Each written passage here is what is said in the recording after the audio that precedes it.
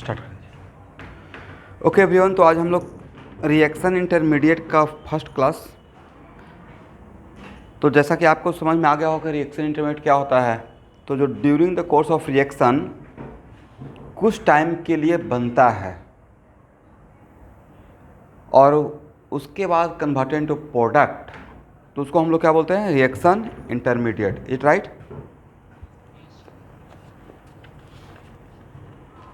तो पहला first point बनाइए। तो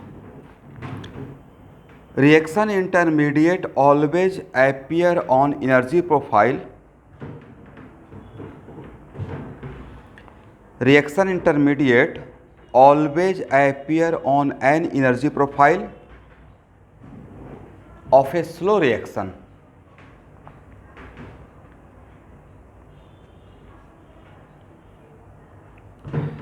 स्लो रिएक्शन को अंडरलाइन कीजिए। इसका मतलब रिएक्शन इंटरमीडिएट आपको कहाँ पे देखने को मिलेगा, फास्ट रिएक्शन में या स्लो रिएक्शन में?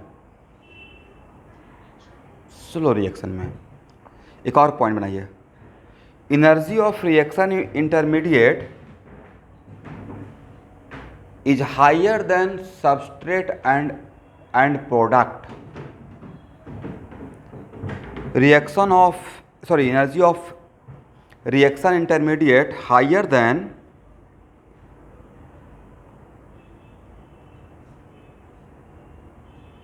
reactants and products.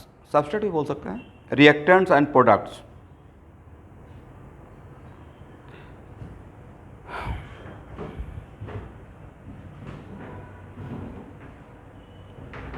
It means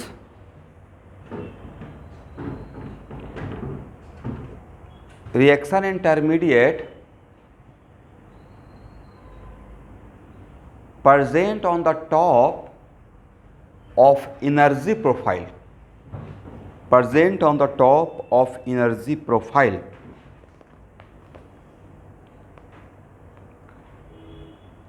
एक और पॉइंट बनाइए, in a slow reaction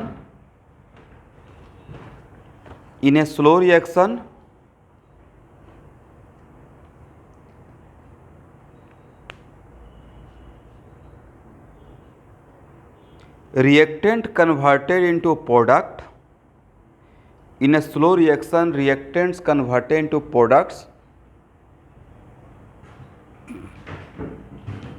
via intermediate और ट्रांजिशन स्टेट। भाया इंटरमीडिएट और ट्रांजिशन स्टेट।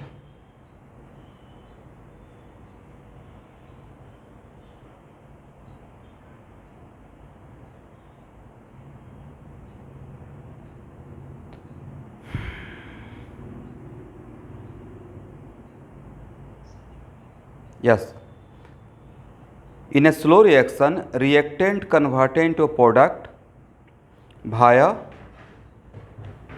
intermediate और transition state. हर्ष राज प्रेजेंट है?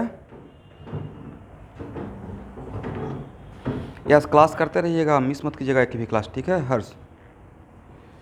बहुत इंपॉर्टेंट क्लास चल रहा है और सब कुछ अगर अच्छे से क्लास करते, थोड़ा टफ तो हुआ आपके लिए बिकॉज 11th का बेस नहीं था आपके पास, जहाँ तक मैंने स्टार्ट किया था। बट अभी इसको कीजिए, बाद में अगर मौका मिलेगा और जो एक बार काउंसलिंग करेंगे आपका तो नहीं होगा तो फिर से दोबारा एक साल पढ़ा देंगे, घबराने की बात नहीं, ठीक है?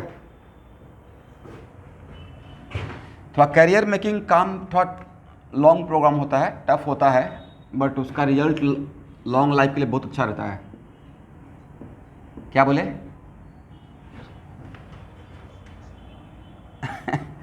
नहीं, केमिस्ट्री में ऑर्गेनिक बहुत सिस्टमेटिक है, प्लस बहुत सारी चीज़ें हैं ना, केमिस्ट्री बहुत स्कोरिंग है। जो चीज़ आपको ज़्यादा टफ लग रहा है ना, जैसे एक कुछ ऐसा है कि दवा कड़वा होता है, राइट, बट उसका रिजल्ट बहुत अच्छा होता है, तो वैसे ही केमिस्ट्री टफ है, लेकिन ये ऐसा सब्जेक्ट है, जैसे आप तो मेरे गांव से हैं, सिंपल सी बात है, मैथ में बहुत तगड़ा था, बहुत ही बढ़िया, मतलब तारीफ़ नहीं कर रहा हूँ, मतलब मेरा मैथ अच्छा था। और हम लोग का जो ग्रुप बैच था वो बहुत, हम लोग का एक क्लास आगे एक क्लास एक क्लास आगे तक और मेरे हम लोग का बैच तक बहुत अच्छा बैच निकला था मेरे गांव से। मैं उसके बाद तो मेरा गांव से ऑलमोस्ट कट ऑफ ही है ना, मतलब मैं एक बार निकल गया तो निकल गया। तो मैथ बहुत बढ़िया किया। फिर हम लोग 4 बजे 5 बजे सुबह उठ कर जाते थे मैथ का ट्यूशन पढ़ने के लिए, एडवांस मैथ 9th-10th में। मतलब उतना सुबह तो बच्चे आज के डेट में बच्चों को बोलते हैं कि 6 बजे क्लास लेंगे तो सर उठ ही नहीं पाएंगे, बड़ा सारा एक्सक्यूज है। खैर उसमें जाना नहीं है, बट ऐसा नहीं कि आप लोग का जनरेशन सिर्फ मेहनत कर रहा है। एक्चुअली हम लोग अपने टाइम पे बहुत हार्ड वर्क किए हैं, थोड़ा नहीं, मतलब हवा के अगेंस्ट वर्क किए हैं। बहुत सारा क्रिटिसिज्म को भी फेस किए हैं, बहुत सारे कमेंट्स को फेस किए। आईआईटी करने जा रहा है, हिमालय से लड़ेगा, समथिंग लाइक बहुत सारा चीज़ें। बट आपको यहाँ से और दिल से दोनों से स्ट्रांग होना पड़ेगा। बात दुनिया के बातों को नहीं सुनना है, अपने फैमिली का सुनिए और खुद का सुनिए, और लास्टली फैमिली का भी मत सुनिए, अपना सुनिए। मतलब आपको खुद के ऊपर भरोसा रखना पड़ेगा कि हाँ आप कुछ हो, आप कर सकते हो, और उसमें बहुत मेहनत करना पड़ेगा। नहीं होता है फिर से उठिए, फिर से खड़ा होइए, फिर से फाइट कीजिए, तब जाकर एक पोजीशन और एक जगह मिलता है। और उसमें बिना नॉलेज का नहीं कुछ होगा। इसलिए आप थोड़ा सा पढ़ना स्टार्ट कर दिए, एक कम है कि चीज़ों को, सब्जेक्ट को समझना शुरू कर दिए। सब्जेक्ट ठीक नहीं समझ में आ रहा था, लग रहा था कि रटना है साइंस में, राइट। तो वो एक्चुअली अगर सोच ऐसा था ना, 90% जहाँ पे आप हैं तो आसपास का जो सिचुएशन है उसमें लोगों को लगता है साइंस रटना है। हाँ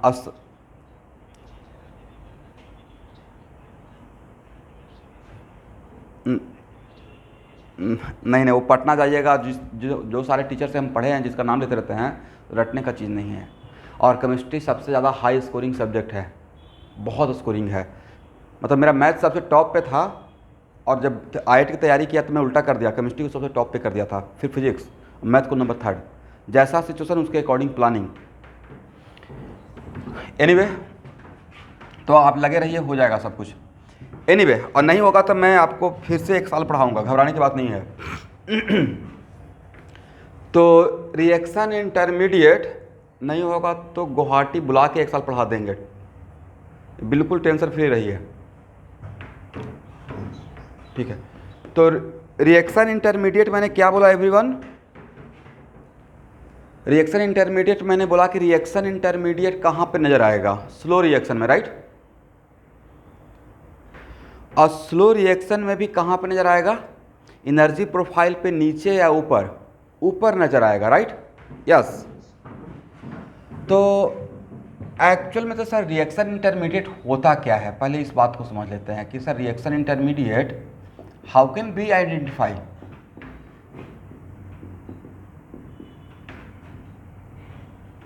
रिएक्शन इंटरमीडिएट तो एक्चुअली ऑर्गेनिक केमिस्ट्री में रिएक्शन इंटरमीडिएट मोटा मोटी कार्बोकटायन जो हम लोग को मिलेगा, ठीक है, मतलब कार्बन पे complete positive charge, right. Carbocation, carbanion, free radical,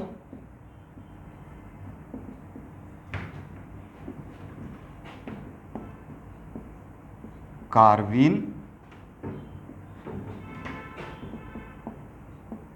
and nitrene, ठीक है ना।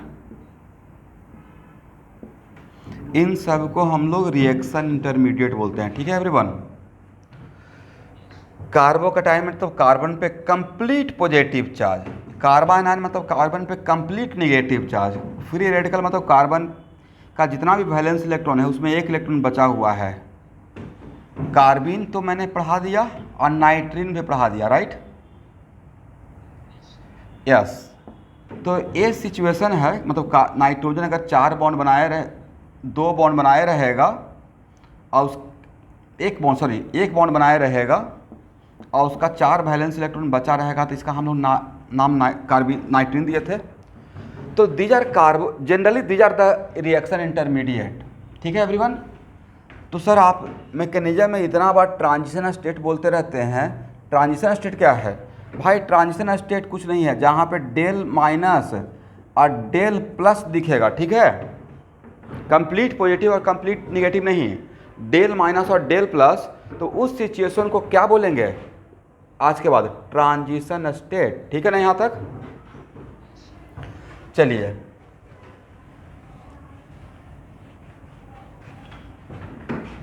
अब यहाँ देखिए,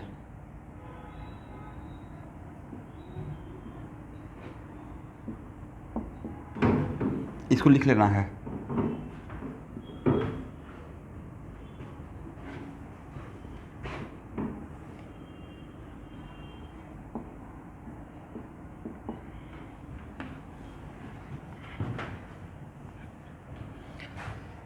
देखिए स्लो रिएक्शन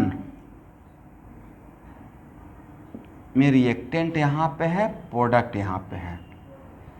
प्रोडक्ट रिएक्टेंट के रेस्पेक्ट में ऊपर भी रह सकता है, नीचे भी रह सकता है।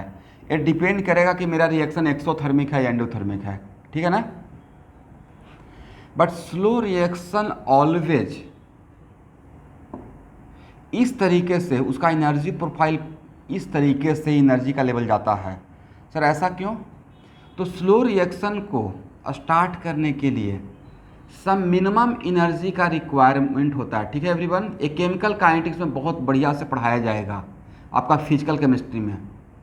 तो कोई भी स्लो रिएक्शन फास्ट हो रहा है या स्लो हो रहा है और कैसे क्रिएट होगा, तो किसी भी स्लो रिएक्शन में रिएक्टेंट को some minimum amount of energy supply करना पड़ता है, और जो minimum amount of energy supply करना पड़ता है उसको हम लोग नाम देते हैं ये क्या है? यस, एनर्जी और एक्टिवेशन एनर्जी।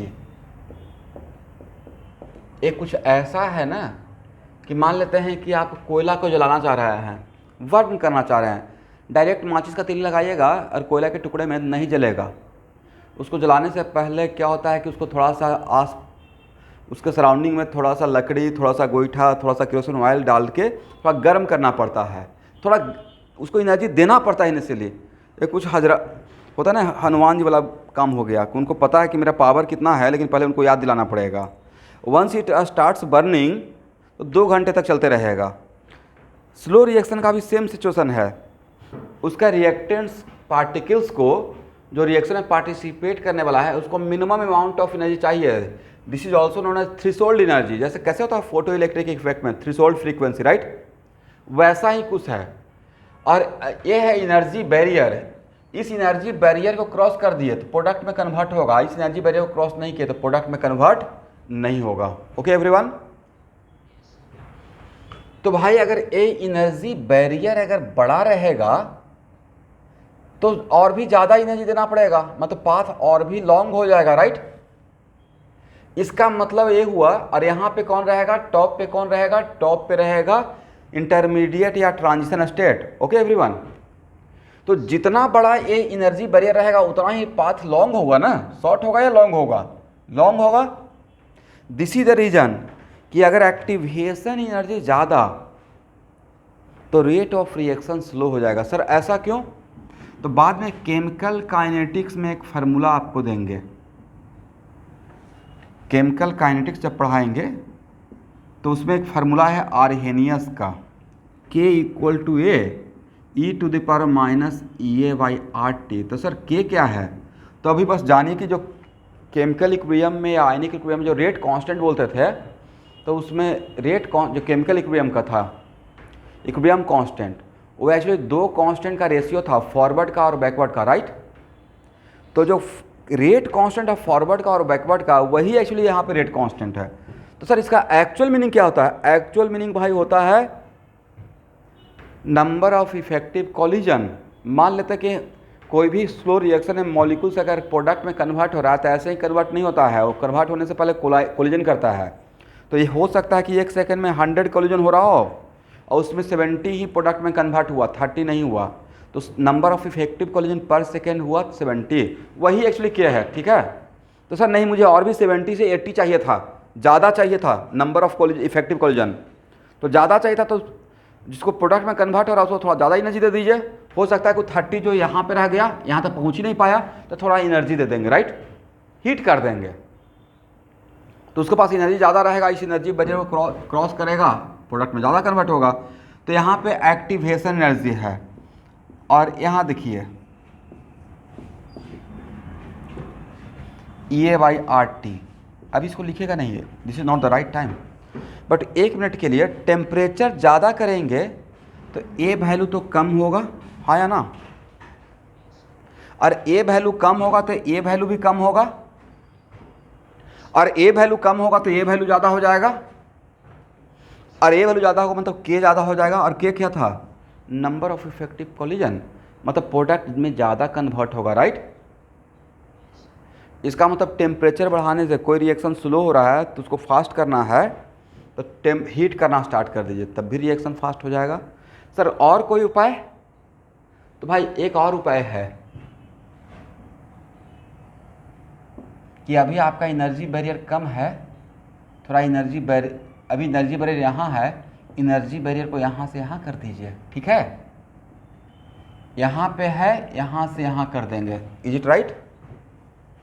कुछ ऐसा है कि पहले पास करने का कट ऑफ मार्क्स 45 मार्क्स था, लेकिन जितना आपको कैंडिडेट चाहिए था उतना नहीं मिल पाया, और एग्ज़ाम भी दोबारा कंडक्ट नहीं करना है, तो 45 से 40 कर दिए नहीं, तो 45 मार्क्स से 40 मार्क्स के बीच में जो रहेगा वो एलिजिबल हो जाएगा, एग्री ना? आपने कट ऑफ को ही कम कर दिया, कहानी ख़त्म। तो इसके बीच में जो रहेगा वो भी प्रोडक्ट में कन्वर्ट हो जाएगा। इसका मतलब एक्टिवेशन एनर्जी ही कम कर देंगे। तो एक्टिवेशन एनर्जी कम कैसे होगा सर? एक काम करेगा जहां आप पढ़ रहे हैं, कैटलिस्ट। कैटलिस्ट क्या करता है? एनर्जी बैरियर एक्टिवेशन एनर्जी को ही कम कर देता है, ओके। तो जहां पे रिएक्शन स्लो हो रहा था वो रिएक्शन और फास्ट हो जाता है। फास्ट क्यों होता है? क्योंकि सर वो एनर्जी बैरियर जो मिनिमम अमाउंट ऑफ एनर्जी था उसको कम कर दिया, पाथ को शॉर्ट कर दिया, राइट। मतलब चीज़ें जो 10 दिन में आपको खुद से पढ़ते तो समझ में आता, उसको 1 घंटा में समझाने की कोशिश की है। This is called the contribution of catalyst, okay, ठीक है ना? यस। तो स्टूडेंट इसका मतलब ये हुआ कि कोई भी ये आप ड्रॉ कर सकते हैं, चाहेंगे तो ड्रॉ कर लीजिए।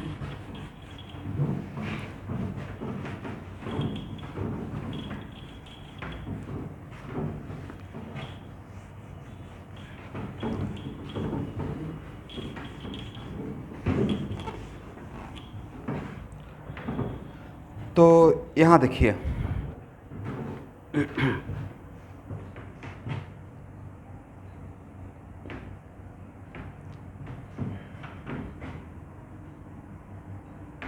देखिए आपके सामने 2 ग्राफ रखे हैं, ठीक है ना, एक इस टाइप का एक इस टाइप का। पहले यहाँ समझिए, रिएक्टेंट प्रोडक्ट,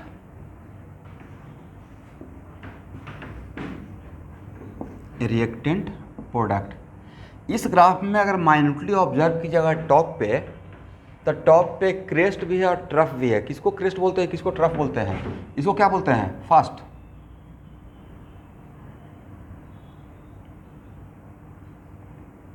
ट्रफ बोलते हैं ना, यस। तो यहाँ पे एग्जिस्ट करता है इंटरमीडिएट। किसी भी एनर्जी प्रोफाइल में, ऊपर में किसी भी एनर्जी प्रोफाइल में इंटरमीडिएट या ट्रांजिशन स्टेट स्लो रिएक्शन का ऑलवेज टॉप पे रहेगा, बट टॉप पे भी इंटरमीडिएट रहेगा ट्रफ में, ठीक है एवरीवन।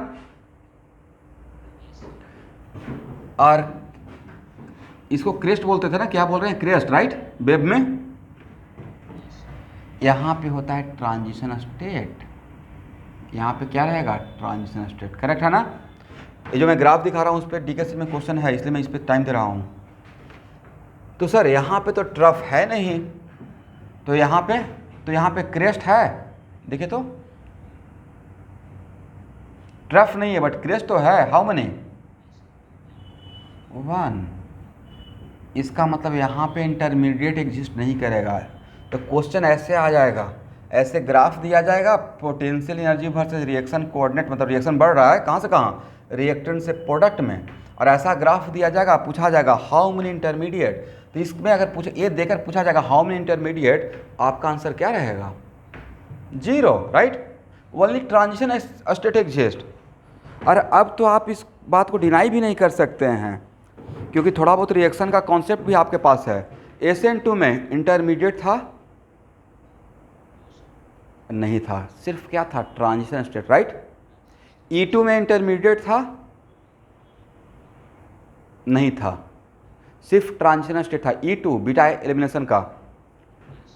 और जहाँ भी ट्रांजिशन स्टेट था वहाँ पे क्या कंप्लीट पॉजिटिव कंप्लीट नेगेटिव था या डेल माइनस डेल प्लस था, डेल माइनस था, right. Yes, but what about SN1? SN1 में कंप्लीट कार्बोकेटाइन था या नहीं था सर? था, करेक्ट। यस, इसका मतलब स्टूडेंट पहला तो आपकी जगह पर अगर मैं रहता तो ए लिख लेता कि कोई भी इंटरमीडिएट, एनी इंटरमीडिएट या transition state always appear on the top of energy profile, reactant और प्रोडक्ट में ऑलवेज टॉप पे रहेगा, पहला पॉइंट, राइट। और किसी भी इंटरमीडिएट के, any intermediate surrounded by transition state, कोई भी इंटरमीडिएट ट्रांजिशन स्टेट से घिरा हुआ रहेगा, ये होना भी चाहिए। अगर ये ट्रफ है तो ट्रफ बिना क्या क्रिस्ट का एग्जिस्ट करेगा? नहीं करेगा, ये ट्रिक दे रहा हूँ, राइट।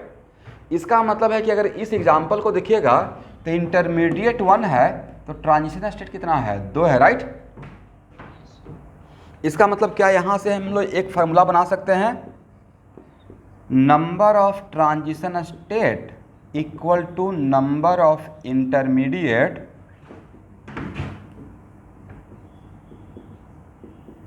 अब +1, करेक्ट ना। तो इंटरमीडिएट 0 तो ट्रांजिशन स्टेट 1, इंटरमीडिएट 1 तो ट्रांजिशन स्टेट 2, करेक्ट। चलिए ये लिखिए, और यहां से ही क्या पता चल गया, intermediate can not exist without transition state but transition state can exist without intermediate, is it right. लिखिए एक और पॉइंट बनाई तो, इंटरमीडिएट cannot exist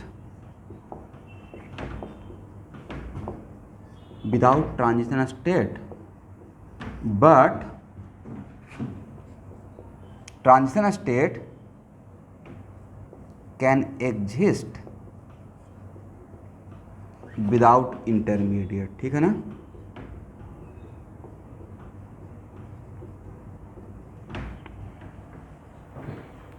यहाँ तक आ गए एवरीवन।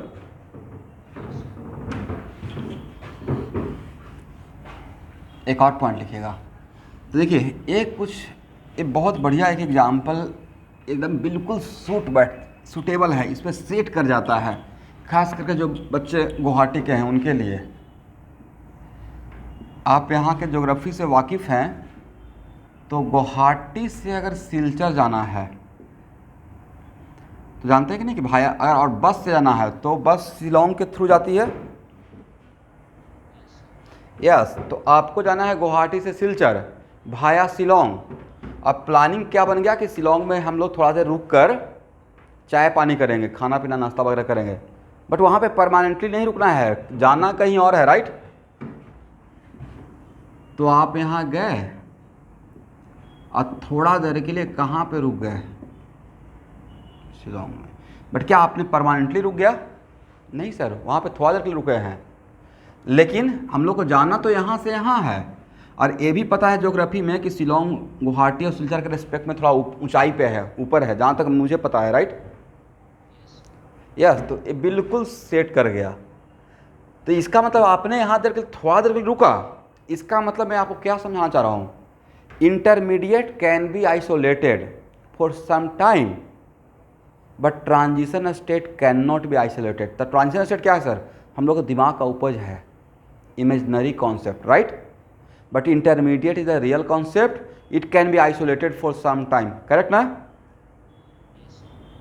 लिख दो एक पॉइंट,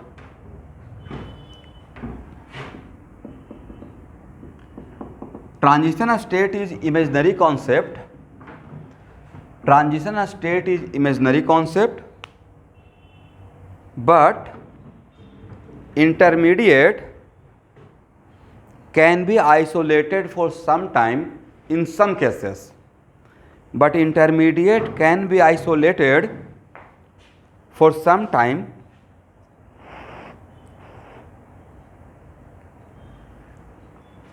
इन सम केसेस।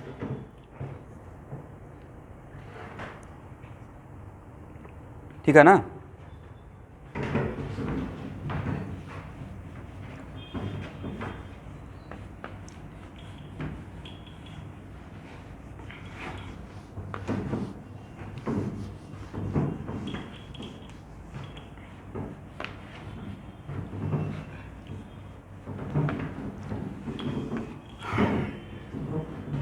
चलिए,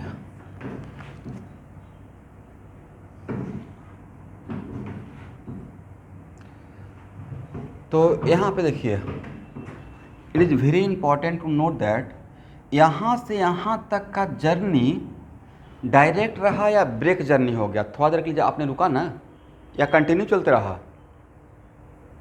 सर ब्रेक जर्नी हो गया, राइट? यहाँ से यहाँ तक फर्स्ट रहा, यहाँ पे थोड़ा देर के लिए होल्ड किए, फिर यहाँ से यहाँ तक सेकंड रहा, राइट? इसका मतलब है, ये बहुत इंपॉर्टेंट बात हो गया स्टूडेंट। बोलिए, इसमें ट्रफ है या नहीं है? तो सर है, राइट? और यहाँ पे क्या एग्जिस्ट कर रहा है? इंटरमीडिएट। इंटरमीडिएट क्या हो सकता है सर? इंटरमीडिएट हो सकता है कौन कौन सा? Carbocation, carbanion, free radical, carbene या नाइट्रीन जनरली, राइट?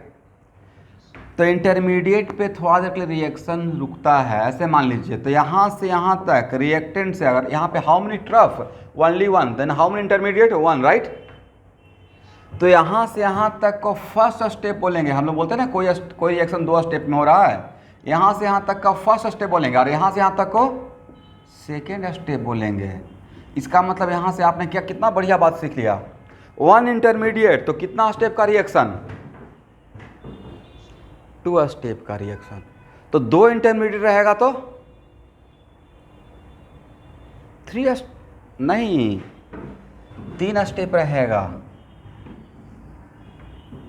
अगर इंटरमीडिएट ए कुछ ऐसा है कि ए से डी पे आना है, ए मेरा नेट रिएक्शन है, करेक्ट ना एवरीवन? मैं इस पे आऊँगा। देखिए, पहले इसको यहाँ से सीख लेते हैं। How many trough? फर्स्ट, एक या एंड 2। तो ये हो गया इंटरमीडिएट फर्स्ट, और ये हो गया intermediate second. And how many transition state? Sir TS1, TS2, आप लोग को वीडियो नजर आ रहा है, TS3, राइट? तो बताइए, यहाँ से यहाँ तक रिएक्टेंट से यहाँ तक फर्स्ट स्टेप, करेक्ट? इंटरमीडिएट से इंटरमीडिएट तक फिर से तो यहाँ पर रुकना पड़ेगा। यहाँ से यहाँ तक कितना हो गया? Second step. और यहाँ से यहाँ तक कितना हो गया? Third step. तो सर ये तो बहुत बढ़िया हो गया। 2 इंटरमीडिएट रहेगा तो 3 स्टेप का रिएक्शन होगा, राइट? इसका मतलब नंबर ऑफ स्टेप, और कोई भी रिएक्शन अगर मोर देन 1 स्टेप में कवर होता है तो उसको हम लोग कॉम्प्लेक्स रिएक्शन बोलते हैं, करेक्ट एवरीवन? इसका मतलब किसी भी रिएक्शन में अगर इंटरमीडिएट आ रहा है, मतलब वो एलिमेंट्री रिएक्शन रहेगा या complex reaction. Elementary reaction only cover in only 1 step, okay?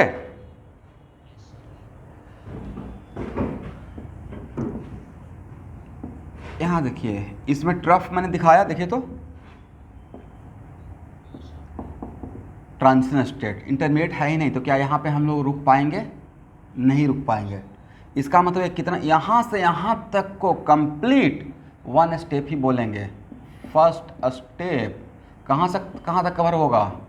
यहाँ से यहाँ तक, करेक्ट? तब आपसे पूछा जाएगा, ये जो डायग्राम फर्स्ट है, सेकेंड है और थर्ड है, figure first, figure second and figure third, first second and third में फर्स्ट कितना स्टेप का रिएक्शन है? Yes, 2 step reaction, correct?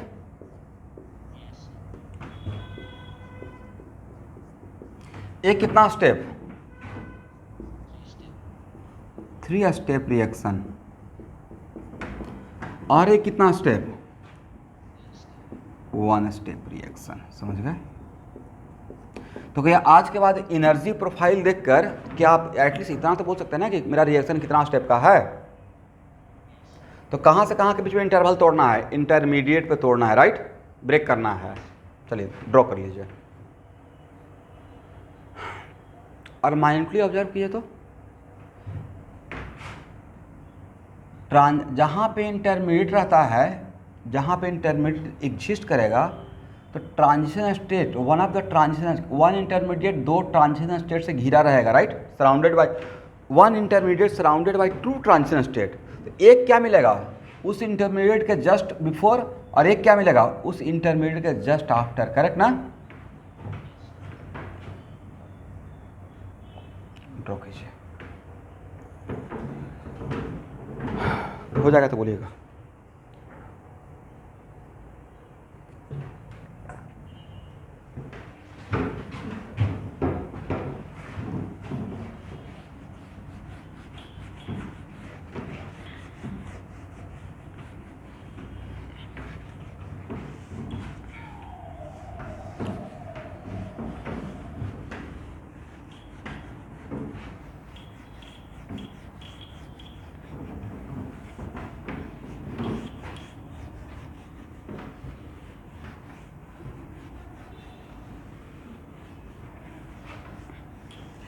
अच्छा, आप लोग को शायद टॉटोमेरिज्म में कुछ शायद 1 या 2 क्लास में पेज छुड़वा दिया था कि बाद में पढ़ाएंगे, राइट। तो वो नहीं पढ़ा सकता था विदाउट कार्बोकटायन, कार्बन आयन और एसिटी बेसिसिटी, समझे एवरीवन, इसलिए मैं वहाँ पर छुड़वाया था।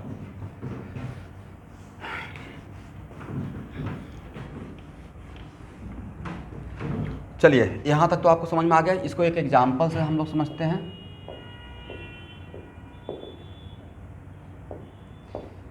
ए मेरा ए से डी नेट रिएक्शन है। जैसे होगा ना कि सर कैसे पहचानेंगे कि कौन मेरा इंटरमीडिएट है, तो नेट रिएक्शन है और ए रिएक्शन ऐसे कन्वर्ट हो रहा है, ए से बी में पहले जा रहा है, बी से सी में जा रहा है और सी से डी में जा रहा है। तो कितना स्टेप में कवर हुआ, 3 स्टेप में, right. Then how can we identify कि कौन मेरा इंटरमीडिएट है, तो आप नेट रिएक्शन के साथ देखिएगा स्टेप को, करेक्ट। और नेट रिएक्शन के एरो के लेफ्ट में देखना है, एरो के राइट में देखना है। तो नेट रिएक्शन के एरो के लेफ्ट में जो रहेगा उसको रिएक्टेंट बोलेंगे और नेट रिएक्शन के एरो के राइट में जो रहेगा उसको प्रोडक्ट बोलेंगे। तो क्या बी आपका नेट रिएक्शन में दिखाई पड़ रहा है, क्या सी आपको नेट रिएक्शन में दिखाई पड़ रहा है, ना लेफ्ट में ना राइट में। इसका मतलब बी और सी ना ही रिएक्टेंट है ना ही प्रोडक्ट है। अब फिर भी ये during the course of reaction बना है, राइट, फिर भी ये during the course of reaction बन रहा है, लेकिन बन रहा है साथ में खत्म भी हो रहा है, कंज्यूम भी हो रहा है, राइट। तो देन बी और सी इज व्हाट, इसमें कोई भी ऐसा पार्टिकल जो ड्यूरिंग द कोई भी ऐसा ऑर्गेनिक सब्सटेंसेस या केमिकल सब्सटेंसेस जो during the course of reaction बन रहा है और उसी रिएक्शन में कंज्यूम हो रहा है, उसको हम लोग बोलते हैं रिएक्शन इंटरमीडिएट। बट कुछ देर के लिए मुझे नजर आ रहा है कि ये बना है, राइट, कुछ देर के लिए मुझे ये पता है कि ये बना है। तो इसका मतलब इस रिएक्शन में अगर मैंने बोल दिया this reaction completed into 3 step, step first, step second, step third, और जिसमें बी और सी हम लोग को मिला है, तो बी और सी है क्या, तो बी और सी मैं खोज रहा हूँ इस नेट रिएक्शन में, ना ही इस तरफ है ना ही इस तरफ है, मतलब B and C reaction intermediate है, correct everyone. B and C are what, reaction intermediate. अब आपके किसी के दिमाग में रहेगा सर ट्रांजिशन स्टेट भी तो हो सकता है, तो मेरा आंसर नहीं हो सकता है। ट्रांजिशन स्टेट को हम लोग लिख नहीं पाए, मतलब ट्रांजिशन स्टेट रहेगा तो उसको हम लोग रिएक्शन के स्टेप में काउंट ही नहीं करेंगे, वो जस्ट इमेजनरी कॉन्सेप्ट है, it can not be isolated, correct ना। ट्रांजिशन स्टेट रहेगा तो हम लोग 3 स्टेप बोलेंगे ही नहीं, ट्रांजिशन स्टेट को स्टेप पे हम लोग नहीं काउंट करते हैं, वहाँ पे नहीं रुकते हैं, करेक्ट ना। इसलिए अगर मैंने बोला कि ये रिएक्शन 3 स्टेप में कवर हो रहा है, मतलब यहाँ पे कुछ देर के लिए रिएक्शन रुका है, B and C can be isolated for some time, okay okay everyone, यहाँ तक देख लीजिए, हो गया ना। चलिए अब यहाँ देखिएगा, HCl प्लस NaOH। आप जानते हैं कि दोनों वेरी स्ट्रॉन्ग एसिड और स्ट्रॉन्ग बेस है, वेरी स्ट्रॉन्ग एसिड और स्ट्रॉन्ग बेस। और HCl और NaOH को देखिए लैब में ऑर्गेनिक रिएक्शन सच में अगर प्रैक्टिकल कीजिएगा, और अभी जो प्रैक्टिकल करते हैं उस तो खैर जब करते हैं तो वो उसको हम लोग मैं रियल में नहीं काउंट करता हूँ एक्चुअली। जो 11-10 तक होता है तो वो जस्ट होता है कि हाँ ठीक है प्रैक्टिकल कर लिए। बट बड़ा बड़ा इंस्टीट्यूट में जाइएगा लाइक IIT चाहे IISc बेंगलोर वगैरह, चाहे जो भी हायर लेवल का इंस्टीट्यूट में जाइएगा, वहाँ पे रियल में प्रैक्टिकल आपको करना पड़ेगा। और उस प्रैक्टिकल करने में कोई कंपाउंड 36 आवर तक बनता है, तो आपको देखते रहना पड़ेगा, ठीक है, तब जाकर कुछ चेंज दिखाई पड़ेगा। तो रियल में प्रैक्टिकल होता है एक्चुअली, ये नहीं कि हाइपोथेटिकल नहीं होता, और रियल में होता है। क्योंकि आप इतना कुछ देखते हैं, सपोज कीजिए कि हम लोग बोलते हैं ना कि भूकंप रोधी मकान बन रहा है, मतलब अर्थक्वेक रेसिस्टेंट। तो एक्चुअल में IIT गुवाहाटी में एक ऐसा रूम ही है जो स्प्रिंग पे खड़ा है, ठीक है। वहाँ पे चलिएगा तो वाइब्रेट करेगा रूम, उसके फ्लोर पे चलिएगा फर्स्ट फ्लोर पे तो वाइब्रेट करेगा। वो एक्सपेरिमेंट के लिए बनाया गया है, कितना वाइब्रेशन तो वो टॉलरेट कर सकता है, करेक्ट। मतलब इतना लार्ज स्केल पे काम होती है, इसलिए हम लोग बोलने के लिए सुनने के लिए तो बोल देते हैं, बट उसके सच में रियल में बहुत सारे काम हो रही है। हम लोग जो देखते हैं ट्रांसपोर्टेशन, एक सिविल इंजीनियरिंग पढ़िएगा तो ट्रांसपोर्टेशन ही उसमें एक ब्रांच है, मतलब जिसमें रोड वगैरह का बनता है। तो रोड का रफनेस तो बोल बहुत बढ़िया रोड बना हुआ है, और इसका रफनेस चेक किया था भाई, रफनेस कितना है, किस तरीके से क्या मटेरियल यूज करेंगे, कितना डेप्थ तक यूज करेंगे, ईच एंड एवरीथिंग। एनीवे, तो इस रिएक्शन को आप स्लो रिएक्शन बोलेंगे या फास्ट रिएक्शन। तो HCl और NaOH को अगर कॉमन बीकर में डालिएगा तो आपको गर्म करने का रिक्वायरमेंट होगा क्या, या डालते ही खुद से रिएक्ट कर जाएगा। ये बहुत वायलेंट रिएक्शन रहेगा, राइट। अलग से एनर्जी देने का रिक्वायरमेंट है नहीं, HCl और NaOH को मिलाने भर दे रहा है, खुद से रिएक्शन कर जाएगा। तो इसको क्या बोलिएगा, इसको आप स्लो रिएक्शन बोलेंगे या फास्ट रिएक्शन, फास्ट या very fast, right. NaCl plus water. तो वेरी फास्ट रिएक्शन को क्या क्या अलग से, जो वेरी फास्ट रिएक्शन है उसको अलग से, और एसिड और बेस रिएक्शन, ये पता है हीट ऑफ न्यूट्रलाइजेशन पढ़ाया था आपको थर्मोकेमिस्ट्री थर्मोडायनेमिक्स में, आप लोग को भी पढ़ाया हूँ। तो एसिड और base reaction always exothermic nature का होता है, एनर्जी रिलीज होता है। तो जो रिएक्शन एक्सोथर्मिक नेचर का है उसका रिएक्टेंट और प्रोडक्ट नीचे रहेगा और रिएक्टेंट ऊपर रहेगा। और वेरी फास्ट रिएक्शन इस पाथ को नहीं क्रॉस करेगा, डायरेक्ट जाएगा। वेरी फास्ट रिएक्शन के लिए ए पाथ रहेगा या ए पाथ रहेगा, क्या उसको एनर्जी देने का रिक्वायरमेंट है। ए ऊपर जाके नीचे आने का जो नेचर है वो किसका है, फास्ट रिएक्शन का या स्लो रिएक्शन का। ये नेचर स्लो रिएक्शन का है, बट मेरा रिएक्शन क्या है, फास्ट रिएक्शन। इसका मतलब ये भी एक ऑब्जेक्टिव बन गया, क्या एसिड बेस रिएक्शन के लिए ये पाथ सही रहेगा या डायरेक्ट होगा। नो नीड ऑफ एक्टिवेशन जी, राइट। इसलिए डायरेक्ट रहता है एसिड बेस रिएक्शन का, वेरी फास्ट रिएक्शन का। ये किसका था, स्लो रिएक्शन का, और ये किसका था, फास्ट रिएक्शन। कोई पूछेगा फास्ट रिएक्शन में एक्टिव ऐसे क्यों नहीं दिखाया, तो क्या बोलना है, फास्ट रिएक्शन में एक्टिवेशन देने का रिक्वायरमेंट नहीं है। तो सर ऑर्गेनिक रिएक्शन में क्यों दिखा रहे हैं ऊपर से नीचे। Organic reaction are generally slow reaction, right. तभी तो उसका मैकेनिज्म पाथ देख पाते हैं। जो very violent very fast reaction रहेगा तो कैन यू एनालाइज कि कैसे कैसे हो रहा है, पलक झपकते ही जो काम हो गया तो उसको आप बता पाएंगे कैसे कैसे हुआ है, गेस कर सकते हैं, बता नहीं पाएंगे, राइट। यस।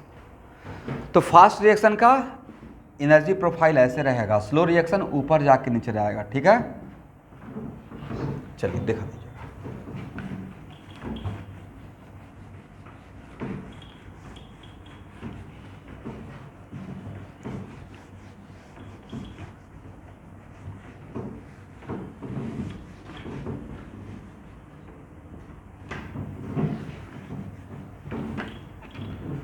हो गया ना। अब यहां देखिएगा,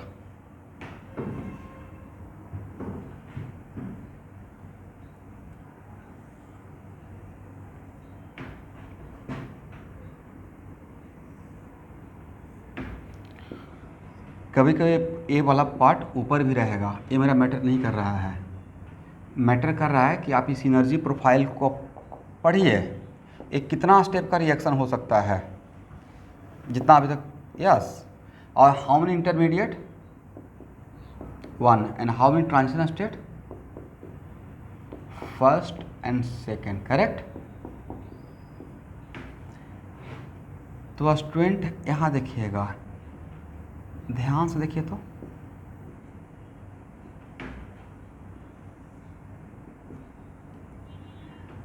तो 2 स्टेप है, तो हर स्टेप का अपना एक एक्टिवेशन जी रहेगा। तो इस गैप में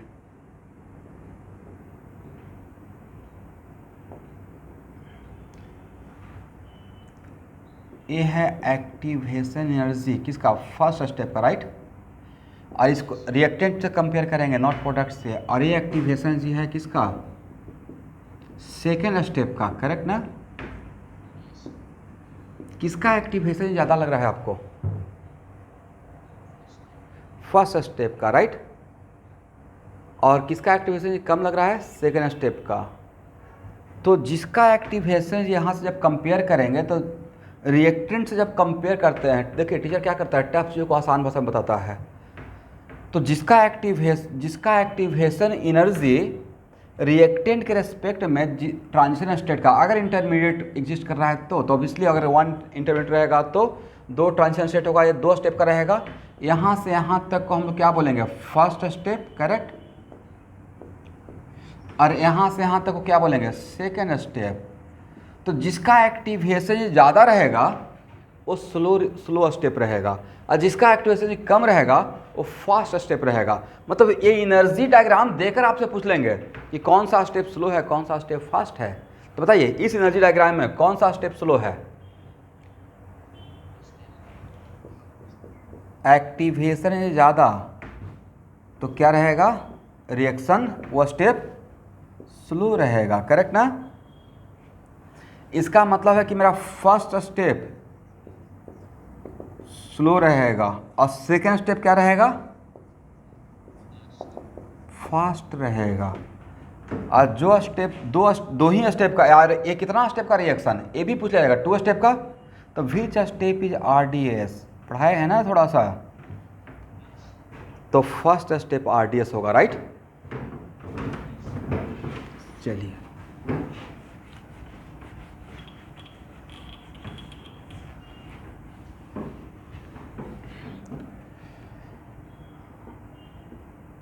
अब यहाँ देखिए, इसको थोड़ा यहाँ से भी समझ लेते हैं। ये तो पता ही होगा आपको, SN1 रिएक्शन पढ़ा चुके हैं, करेक्ट।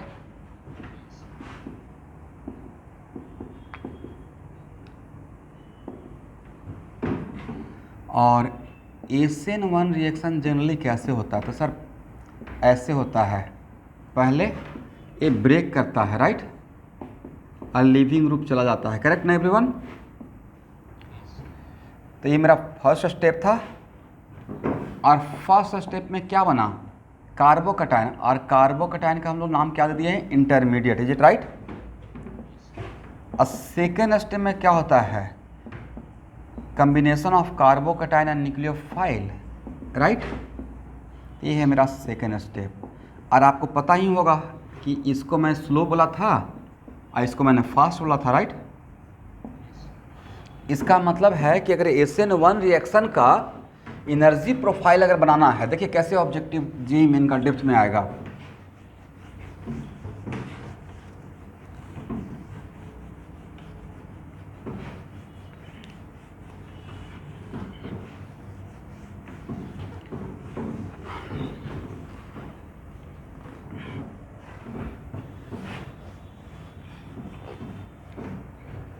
तो अगर इसको एनर्जी प्रोफाइल में अगर दिखाना रहेगा, तब आपसे पूछा जाएगा कि कौन सा मैकेनिज्म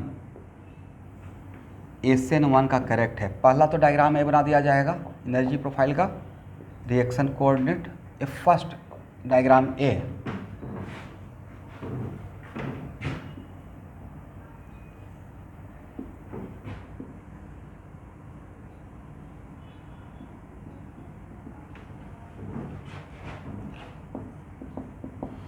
ए diagram B, reaction coordinate, reactant product.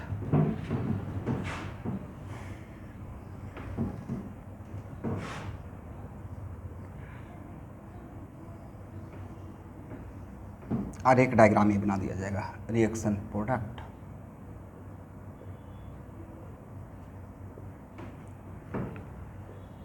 यहाँ पे इंटरमीडिएट, यहाँ पे इंटरमीडिएट और यहाँ पे इंटरमीडिएट,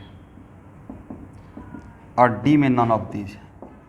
और ए रिएक्शन ऐसे केस स्टडी में ऐसे दिखा दिया जाएगा। और ये आपका halo, it is very important to note that haloalkane is the part of first term exam, right.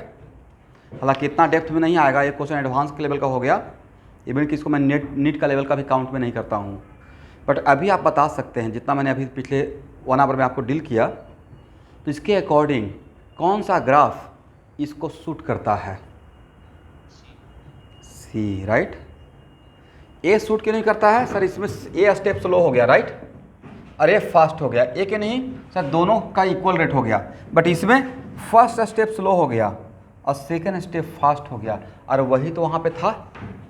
इसका मतलब है ए SN1 के पाथ को सेटिस्फाई करता है, बाकी सेटिस्फाई नहीं करता है, समझ गए? तो ऐसे आ जाएगा एग्जाम में। तो अभी आपको समझ में आ गया? हाँ बोलिए।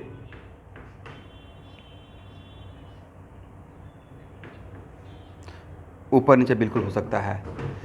वो SN1 में प्रोडक्ट का, अगर आप ये बात एडिशन रिएक्शन के लिए बोलते तो एडिशन रिएक्शन में मैं बोलता कि हाँ नहीं हो सकता है, प्रोडक्ट ऑलवेज नीचे रहेगा, क्योंकि एक पाई बॉन्ड ब्रेक होता है, 2 सिग्मा बॉन्ड फॉर्म होता है, प्रॉफिट ज़्यादा है, लॉस कम है, राइट। एलिमिनेशन में बोलते हैं तो मैं बोलता प्रोडक्ट ऊपर रहेगा, क्योंकि एलिमिनेशन में क्या करते हैं, 2 सिग्मा बॉन्ड ब्रेक करते हैं और एक पाई बॉन्ड बनाते हैं जनरली, राइट।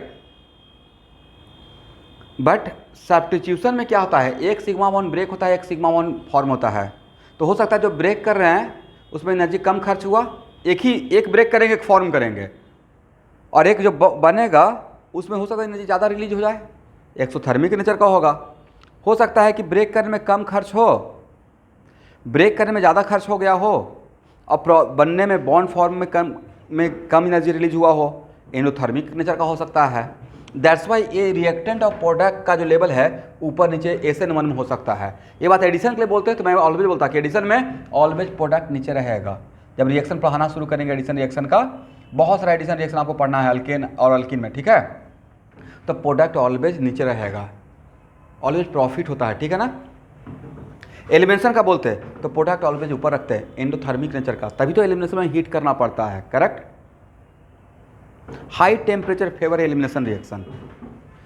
बट एटलीस्ट इतना तो समझ पाए SN1 का नेचर। तो कहाँ के बातों को कहाँ पे कोरिलेट किया गया है, ठीक है ना।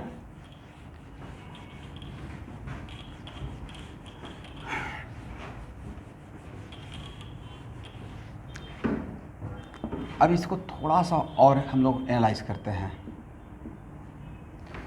इसी को जो मैंने एग्जांपल लिया था,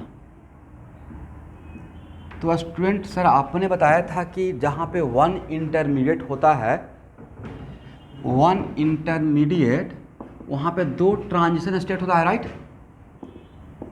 ये मेरा नेट रिएक्शन है, करेक्ट ना। और अगर ये रिएक्शन का नेचर SN1 है तो इंटरमीडिएट इज कार्बोकैटायन। मैं नहीं बोलूँ कि ऑलवेज कार्बोकैटायन मिलेगा, बट मेरा इंटरमीडिएट क्या रहेगा, इस केस में मेरा कार्बोकैटायन रहेगा। तो भाई बॉन्ड, इस फर्स्ट स्टेप क्या है, फर्स्ट स्टेप पहले देखते हैं।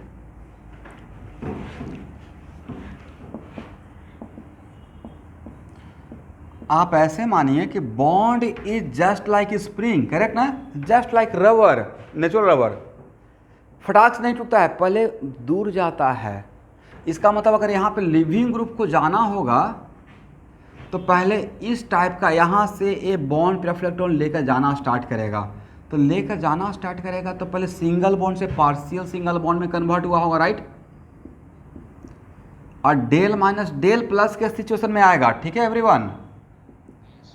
और तब जाकर कंप्लीट प्लस और कंप्लीट माइनस, तब जाकर टूटेगा। इसका मतलब डेल प्लस टूटने से पहले का जो सिचुएशन है, जिसमें डेल माइनस और डेल प्लस, आप बातों को समझ रहे हैं कैसे, पहले से दूर जाएगा, राइट। तो ये इंटरमीडिएट बनने से पहले जो ये सिचुएशन क्रिएट होता है वो इंटरमीडिएट के पहले वाला ट्रांजिशन स्टेट है, राइट।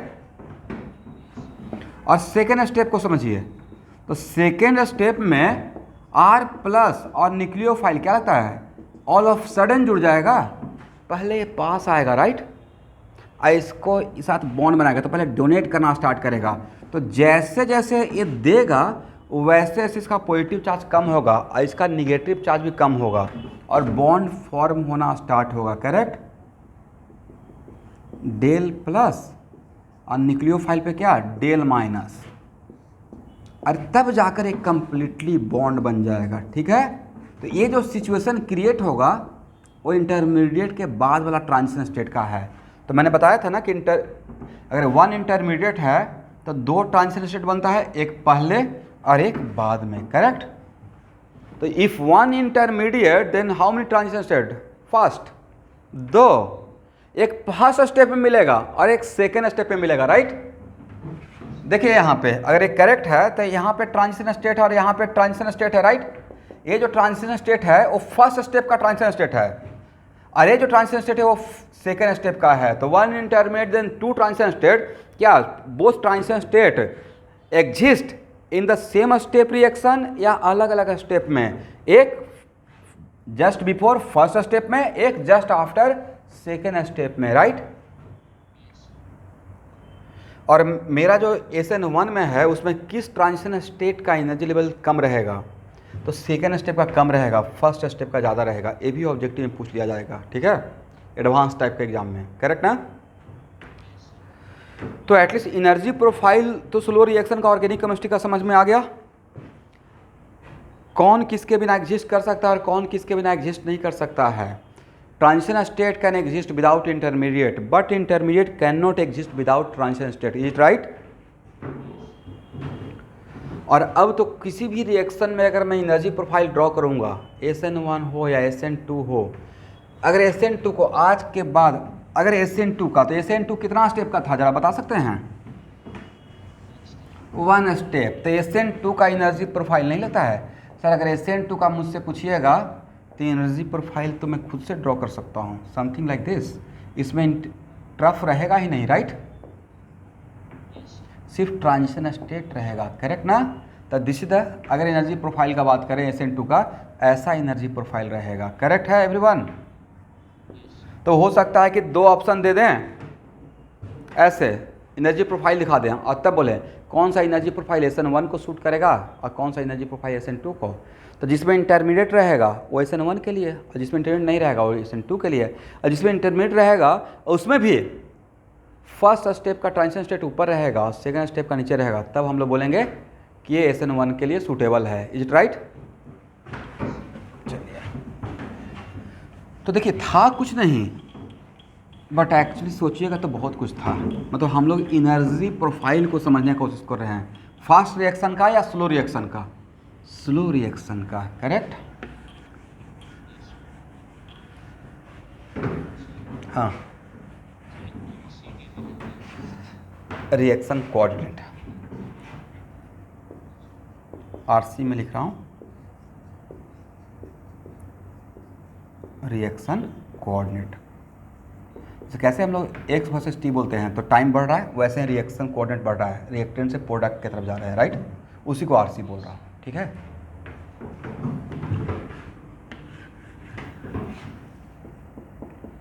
अब मान लेते हैं मेरे किसी टेस्ट पेपर में, अच्छा, charging and discharging of capacitor, तो चार्जिंग ऑफ कैपेसिटर में जितना भी कॉन्सेप्ट दे रहा हूँ वो समझ में आ रहा है आप लोग को।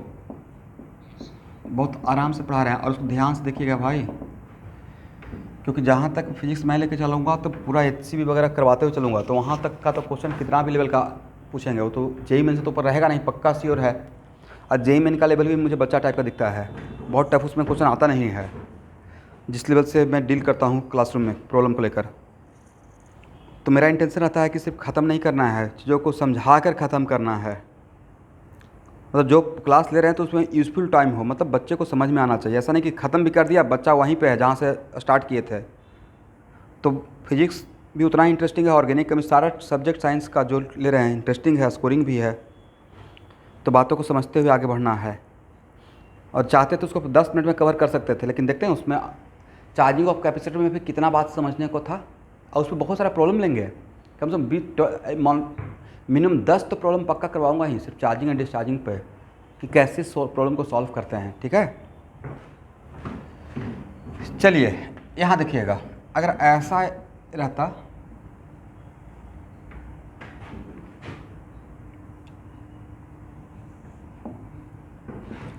Reactant product. ध्यान से देखिए तो एक कितना स्टेप में कवर हो रहा है, मतलब नंबर ऑफ स्टेप कितना इस रिएक्शन का, इक्वल टू 3। इसमें कौन सा स्टेप RDS रहेगा? Yes, very good, second step. वजह सर हम आपने बताया था कि यहाँ से कंपेयर करना है ट्रांजिशन स्टेट को, तो यहाँ पे TS फर्स्ट है, राइट, ATS सेकेंड है और ATS थर्ड है, and how many intermediate, intermediate first और इंटरमीडिएट सेकेंड, करेक्ट ना?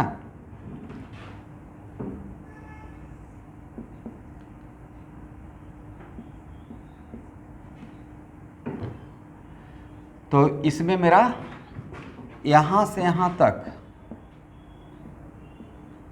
फर्स्ट स्टेप, कहाँ से कहाँ तक, रिएक्टेंट से लेकर फर्स्ट इंटरमीडिएट तक, राइट, रिएक्टेंट से फर्स्ट इंटरमीडिएट तक को क्या बोलिएगा?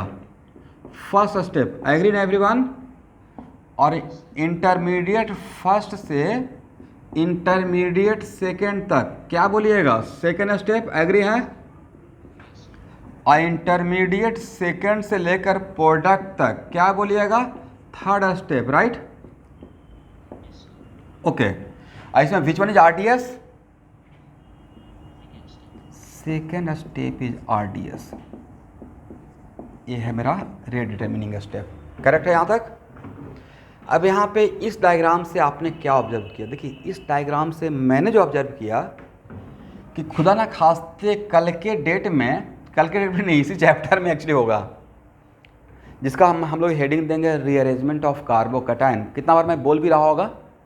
और देखिए बहुत स्मार्टली आप लोग के बैच के वजह से मैं कोई भी ऐसा एग्जाम्पल लेने से बच रहा हूँ जिसमें रीअरेंजमेंट ऑफ कार्बोकैटायन हो मैकेनिज्म में, राइट। कोई भी एग्जाम्पल अभी लिए हैं? नहीं लिए हैं।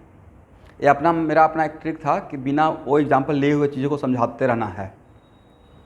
जब तक आपको एनेंशियोमर और डायस्टोमर नहीं पढ़ाए थे तब तक उस टाइप का एग्जाम्पल लेने से भी बच रहे थे। तो वो एक आइडिया मिल गया कि कैसे चीज़ों को समझा भी देना है, ख़त्म भी करना है, और अगर नहीं पढ़ाएं तो बच्चों को समझ में भी आ जाए। तो आपके इस कारण सिर्फ उस चीज़ से बच रहे थे। अब अगर रीअरेंजमेंट ऑफ कार्बोकैटायन बता देंगे तो देखिएगा उसी टाइम से मेरा एकदम फ्रीडम के साथ पढ़ाना स्टार्ट हो जाएगा। कहीं पर एग्जाम्पल लेना भी रहेगा तो फ्री माइंड से ले सकता हूँ, जहाँ पे और भी ज़्यादा बात कर सके रिएक्शन में। एनीवे, बट क्या इस डायग्राम से आपने एक चीज़ ऑब्जर्व किया कि वन इंटरमीडिएट से दूसरे इंटरमीडिएट पे अगर आना हो तो क्या डायरेक्ट आ सकते हैं या वाया ट्रांजिशन स्टेट आना पड़ेगा? One intermediate, if one intermediate converted to another intermediate directly या थ्रू ट्रांजिशन स्टेट।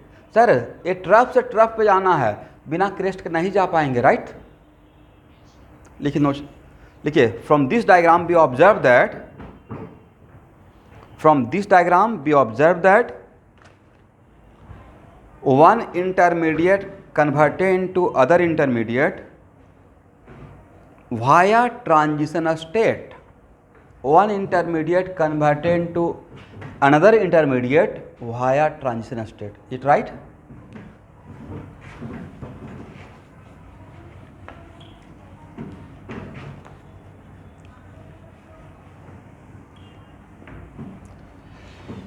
और आपको समझ में आ गया कि मैं इसको सबसे स्लो स्टेप क्यों बोला सेकंड स्टेप को? क्योंकि हम लोग रिएक्टेंट के लाइन से, इस रेफरेंस लाइन से इसका एनर्जी गैप देखते हैं, राइट।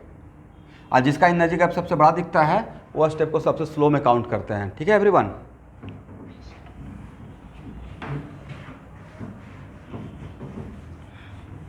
तो एटलीस्ट इतना तो मोटा मोटी आइडिया मिल गया कि ट्रांजिशन स्टेट किसे बोलते हैं, इंटरमीडिएट किसे बोलते हैं, और इंटरमीडिएट या ट्रांजिशन स्टेट किस टाइप का रिएक्शन में नज़र आता है, और उसको एनर्जी प्रोफाइल पे कैसे दिखाते हैं, और उसको रिएक्शन मैकेनिज्म के साथ कैसे मैच कर सकते हैं। Is it right? तो अब हम लोग, और how many different type of intermediate, तो सर ऐसे तो बहुत हो सकता है, बट हम लोग को जो मोटा मोटी पढ़ना है ऑर्गेनिक केमिस्ट्री के पॉइंट ऑफ व्यू से, उसमें 5 पढ़ना है। कौन कौन सा? कार्बोकैटायन, कार्बानायन, और बोलिए free radical, कार्बिन, nitrate, carbon nitrogen तो पहले ही पढ़ चुके, तब हम लोग को 3 ही पढ़ना है ना, carbocation, carbanion and free radical. Okay, तो अब हेडिंग बनाइए कार्बोकैटायन। तो नाम ही क्या है, कैटायन, बट पूरा नाम क्या है, कार्बोकैटायन। तो हेडिंग से नहीं लगा कि if complete positive charge 1 unit positive charge present on carbon, तो उसको हम लोग कार्बोकैटायन बोलेंगे। लिखिए एक line, if a carbon with positive charge, लिखिए if 1 unit positive charge present on carbon, if 1 unit positive charge present on carbon, then it is called carbocation, then it is called carbocation।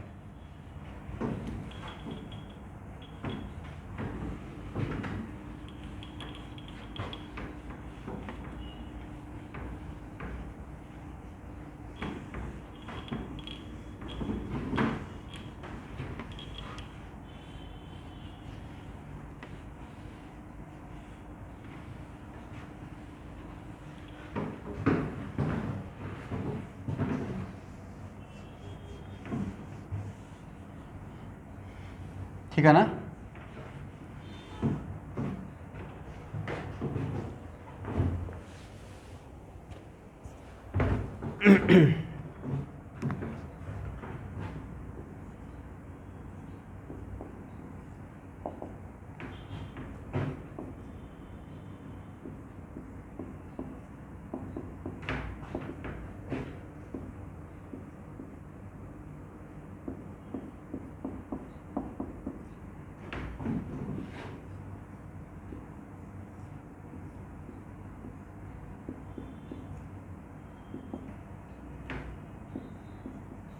इन सब को क्या बोलिएगा sir, इसमें सब पे carbon पे positive charge, right, इस पे भी कार्बन पे है, इस पे भी कार्बन पे, इस पे भी कार्बन पे है, पर जहाँ भी कार्बन पे पॉजिटिव चार्ज है उन सारे कार्बन में कार्बन कितना बॉन्ड बनाए हुए है, इसमें कार्बन कितना बॉन्ड बनाए हुए हैं, 3 बॉन्ड, राइट, यस। CH3 में how many bond around the carbon, 3 bond around the carbon and all are sigma bond, is it right, all are sigma bond। इसमें CH to CH प्लस में how many bond around the carbon, sir यहाँ भी तो 3 bond है, एक double bond एक single bond, यहाँ पे डबल एक single, right, again 3 bond, but क्या ऑल आर सिग्मा, इसमें हाउ मेनी सिग्मा, 2 सिग्मा और एक पाई, राइट। इसलिए अगर ये बात सिर्फ बोल देते कि नहीं कार्बोकैटायन में 3 सिग्मा बॉन्ड रहेगा तो नहीं लगता थोड़ा सा गड़बड़ हो जाता। चलिए, और यहाँ पे 3 बॉन्ड, करेक्ट, इसमें सिग्मा कितना रहेगा, 1 sigma and how many pi, 2 pi bond रहेगा। यहाँ तक आइए, चलिए स्टूडेंट थोड़ा ज्योमेट्री का बात कर लेते हैं, ठीक है। CH3 प्लस में इस कार्बन का कोऑर्डिनेशन नंबर कितना, कोऑर्डिनेशन में पढ़ाए ना हाइड्रोजन में, do it fast, but the coordination number 3, lone pair कितना, 0, what the steric number 3, then hybridisation क्या होगा, हाइब्रिडाइजेशन इज sp2। यहाँ तक आइए, डू इट फास्ट।